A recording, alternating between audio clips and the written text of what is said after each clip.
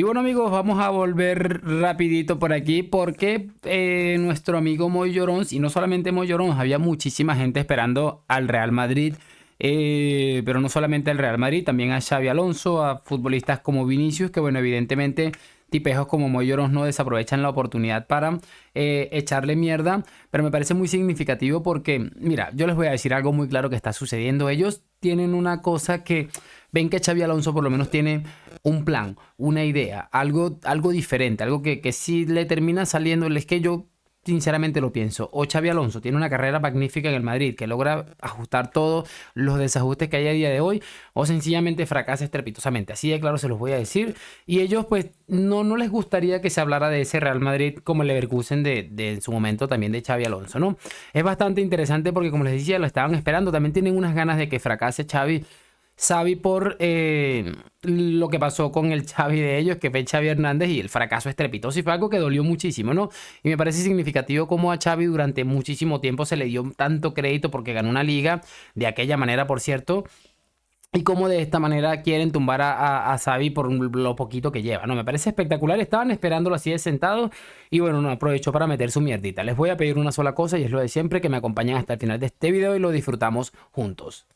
Y bueno amigos, quiero empezar con este clip. Es un poco amplio, pero creo que es bastante sustancioso. Yo creo que lo que no está haciendo bien Xavi Alonso es controlar el vestuario. Ya luego ampliará Rodri. Pero al final se están juntando el hambre y las ganas de comer. Y el Madrid, Rodra nos ha vendido la moto desde el primer día de que es un equipo que trabaja, que empuja, que presiona, que corre. Y cada día que pasa se ven más las costuras. Es decir, al final el equipo de Alonso no deja de ser una copia mala de lo que era Carleto Ancelotti, porque el técnico, y lo hemos dicho muchas veces, vendió una idea que posiblemente sea muy buena y posiblemente en otro equipo pudiera hacerla, que es de la presión muy alta, de una buena circulación, de un fútbol de boquilla muy exquisito, pero que a lo mejor hay gente en el vestuario que no quiere jugar a ese fútbol, punto número uno, y luego punto número dos, y lo hemos repetido muchas veces. Habían muchas ganas, o hay muchas ganas de decir que el Madrid juega mejor de lo que realmente juega. Y eso sí, el pobre juego del Madrid ha hecho que saque muchos puntos hasta el momento. Es decir, por eso es el puntero del campeonato, con un partido de margen sobre el Barça. Ahora ya el Barça depende de sí mismo para ser campeón, después de los resultados que se han dado este fin de semana. Esos 3 puntos, ganando el Barça el clásico de vuelta, pues evidentemente ya lo igualaría todo, ¿no? Ha sido un final de semana nefasto para el Madrid, nefasto de fútbol, nefasto de juego, nefasto la imagen que ha dejado el filial con Arbeloa a la cabeza. Mire que aquí tiene hasta para el filial. Me parece muy significativo una cosa, chicos, y algo que quiero apuntar rápidamente.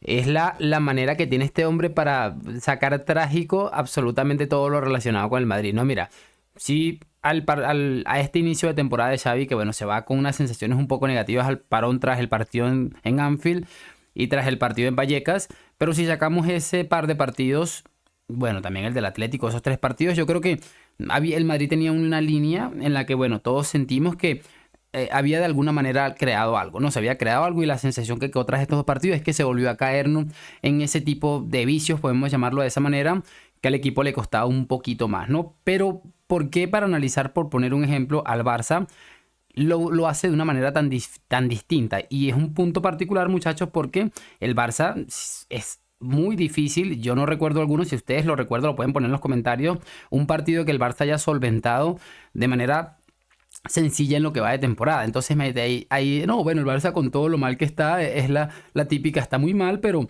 mira que estamos a 3 puntos del Madrid, y ganando el clásico de la segunda vuelta quedaríamos empatados y podríamos depender de nosotros para ser campeones. Es que me parece muy brutal. Eso es tan sencillo como ponerse a pensar que ellos siempre han tenido como esa poca capacidad de autocrítica, de decir, mira, nosotros no vamos a ningún lado, pero vamos a decir que tenemos todo de cara, y el Madrid, pese a que está en mejor posición que nosotros, vamos a decir que está peor que nosotros. Es que me parece sencillamente maravilloso lo del relato. Seguimos. En Mérida, perdiendo 3-0 en el tiempo de descuento, un futbolista del Madrid, del Castilla, monta una tángana terrible por agredir a un futbolista rival, y luego nefasta también a nivel mediático, porque los compañeros del diario ABC publicaron una doble página en las cuales se explican, según su versión, muchas verdades de lo que está sucediendo con el estadio y las obras del Santiago Bernabéu. Como yo sé que Rodri ahora está muy ocupado en muchas cosas, y como sé que nadie va a hablar de estos temas, pues ya te los pongo yo encima de la mesa. Claro, yo ya te los pongo encima de la mesa para que la gente se ponga al día. Es decir, Pellizque. que al final no todo en todos los lados es sol, ni no todo en todos los lados es sombra. Es decir, ni en un lugar todos son muy buenos, ni en otro lugar todos son muy malos. Que todos tienen habas que cocer. Es que me parece de locos. Mira, sácalo del tema. O sea, para tú sacarlo del Bernabéu, que es algo que este hombre tiene obsesionado, si la gente no está hablando del Bernabéu, por algo será, ¿no?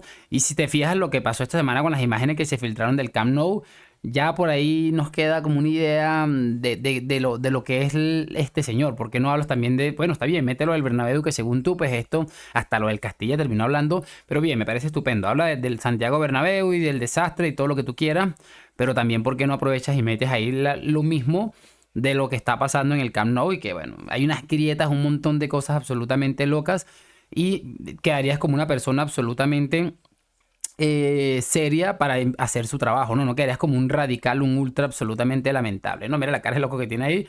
Pero bueno, vamos a continuar porque quedan pocos segundos para este primer clip, y el otro sí es más corto, pero también va a ser interesante. De todo lo que has dicho, lo que me impresiona es que hayas pronunciado con tu boca que Xabi Alonso es una versión mala de Ancelotti. Es que lo es. Eso fue lo que me... Es que lo es. Pero es muy pronto para juzgar. No, bueno, fútbol. Si no pasa de diciembre, hablamos. Pero claro, pero es que futbolísticamente Xabi Alonso había prometido una serie de cosas que lo han llevado a ser una copia mala de Ancelotti, porque el Madrid juega a lo que jugaba o lo que ha jugado los últimos años con Ancelotti, es decir, a nada. Imagínate que estará jugando el Barça de verdad, pero es que de verdad, mira, yo me pongo a pensar y digo, bueno, sí, está bien, este hombre está ahí para meter crítica y toda la cosa, pero creo recordar, y es un punto que no podemos olvidar ni pasar por alto, muchachos, que este era uno de los personajes que después incluso de caer a Europa League, perder la Europa League, porque no es lo mismo caer que también perderlo. O sea, es lamentable con equipos como Manchester United, ¿cómo se llama el otro equipo? El Eintracht de Frankfurt, en aquella imagen histórica en el Camp Nou, y todavía estaban defendiendo el discurso de no, es que Xavi agarró un equipo no sé qué, que está en construcción, que no sé qué todavía. Y a Xabi Alonso, que por ejemplo, la única competición que ha perdido a día de hoy es la del Mundial de Clubes, y yo creo que esa va a ser la única carta blanca que le vamos a dar a Xavi. Está bien lo del Mundial de Clubes porque acabas de llegar.